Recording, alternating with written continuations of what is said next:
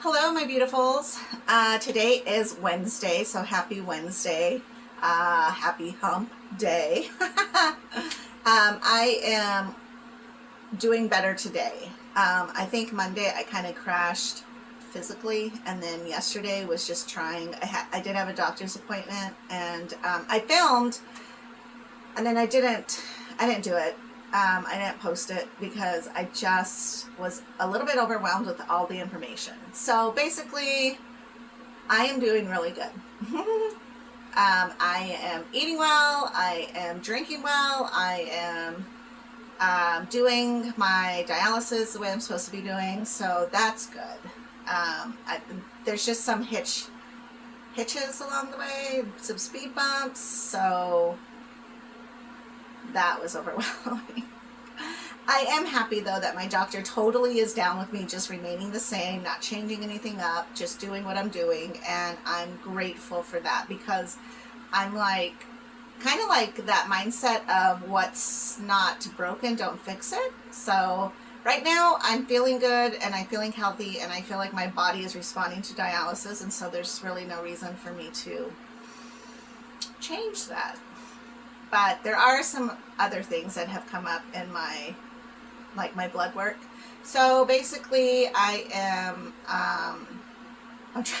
I'm sorry, I'm trying to think. It's because I'm tired. Like I get brain fog, and it's like what's wrong with me again?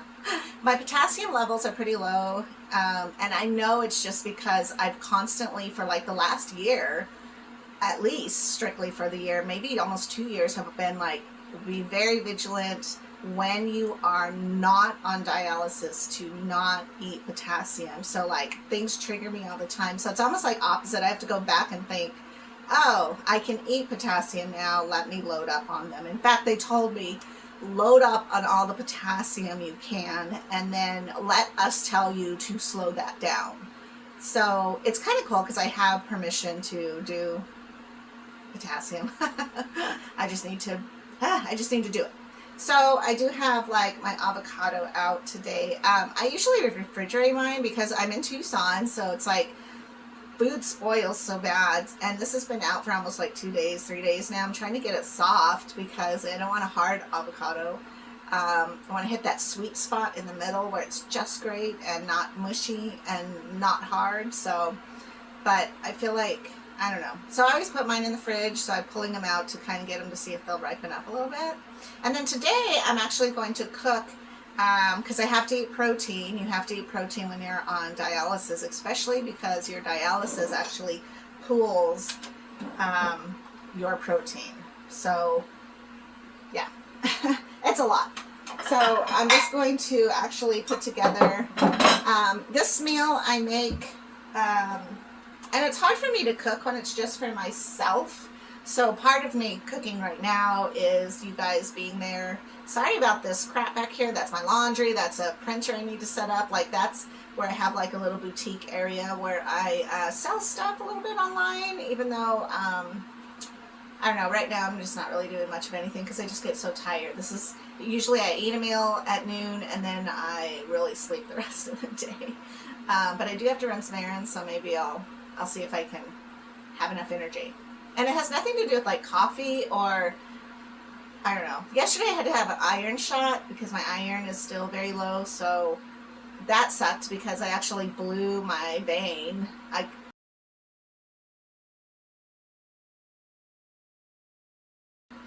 think that's what it's called, because like, I guess my vein or whatever like kicks off the needle. So once she gets it in there and she starts like injecting the iron in, which is thick by the way, my vein like rejected the needle and blew it off or out, and then you feel like this burning of iron, which is not pleasant. And I've had 3 natural childbirths, so it's not like actually 2 natural childbirths. Ben was a C-section. That child was big. He was 9'5", so I was not. I'm 4'9", so I'm not pushing out that child. But the other 2 were like little babies, so that was fine. But I'm tough, and that burn is intense. So she basically stopped that and then went over here to this side and did this arm, and this one went well. So I don't know. That happened yesterday. And then I also just, what was the other things? You know, I went to my mom's this last weekend. Remember, I got lost, or I had to go all the way back to my friend Jasmine's house, and then, that journey, I made it home, obviously, but I feel like there's some gnats there or something, because I have like this really big itch right here, and it's just like constantly, and it's kind of in that groove, so it's like, I feel like the skin is delicate. You know how like under your eye it's delicate? I think this skin is delicate because it's just like if I scratch it too much, it burns. So I plus you don't want infection, but I'm just a hot mess today. I am a hot mess today. So anyways, back to my chicken. You got to eat protein when you are on dialysis because it pulls stuff from your body. But I actually have to curb my carbs. So what I know I did... So the night before I had my lab work done, I actually ate fry bread because I make it and my kid loves it, and we like to do the whole taco thing. So, you know, you got your beans, your beef, your cheese, your lettuce, tomato, giant taco burrito looking thing, and you just eat it. I make them pretty small because I really try to reduce the dough amount because it's just me and Ben. I really don't need to eat it, but I wanted to. I'm still a person. I want to eat it. So I did. I ate one, and it was probably about this size, and then I ate another one because you have to have dessert, and you use like you know, powdered sugar, honeys, jellies, whatever, you know, for your dessert one. So I had 2 pieces. I've also been in this whole thing with naan. I love me some naan. The first time I had it, I was like blown away by it. I think maybe because it's very similar to fry bread, but fry bread can be greasy, and then of course because it's fried in like Crisco or lard, so it's not even.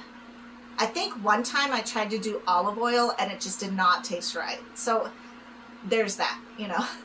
So, and you're using just basic white flour, which I'm not sure what naan is made out of, but fry bread is not great for you, although it's a wonderful treat once in a great while. But I did do it the night before I did my lab work, and then also I was addicted to naan because Fry's actually sells pre-made naan in little pieces, and it's just perfect for like scrambled eggs or a soup. You know, I love split pea soup, and I don't know how to make it, but Fry's sells a frozen section or frozen selection in their freezer section, so that's what I buy, and it's wonderful, I think. But I literally probably ate like over 2 weeks, not every meal. Let me not get dramatic. But I do love me some naan, and so anyways, my test results came back and it was like, your carbs are pretty high. And I'm like, what? And then it actually took me almost a day to be like, why? And I mentally beat myself up because I just hard on myself because I think I am so careful with what I eat and what I drink and what I do that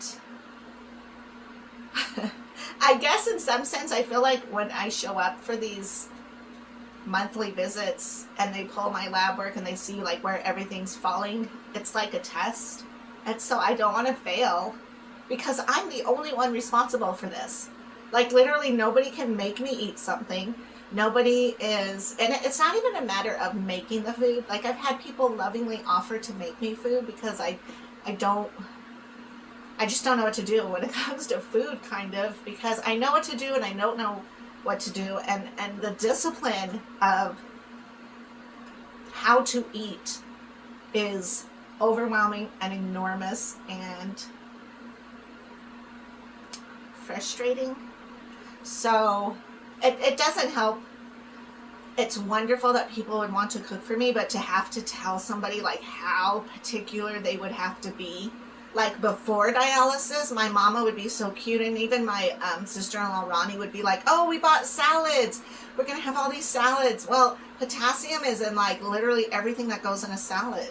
So even though their hearts were in the right place, it wasn't something I could eat. Now I can, but even then it's like, now I have to watch, you know, is there dressing on the salad? Are there croutons in the salad? What kind of cheeses are in the salad? You know, it's a whole thing.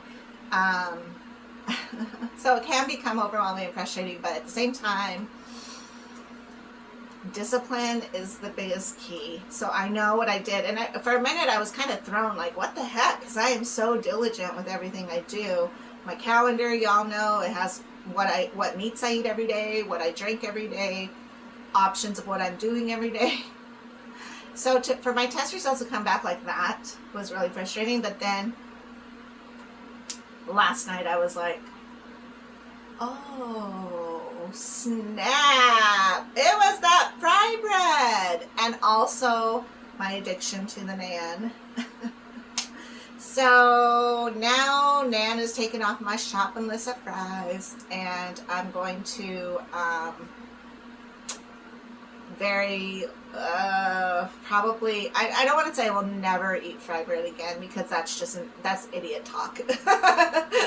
But I definitely will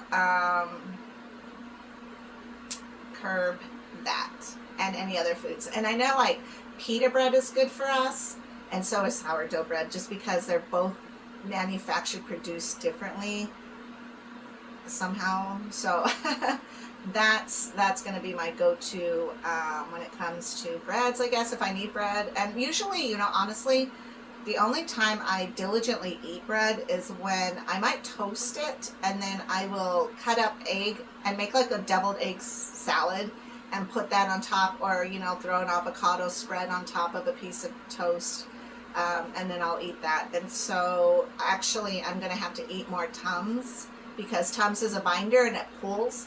So anything that's not great in my body, that is just building up, basically, instead of my kidneys and my body becoming exhausted trying to get rid of it, it's actually the Tums is going to kick in and do that. So I have to eat that with every meal, even if it's a snack.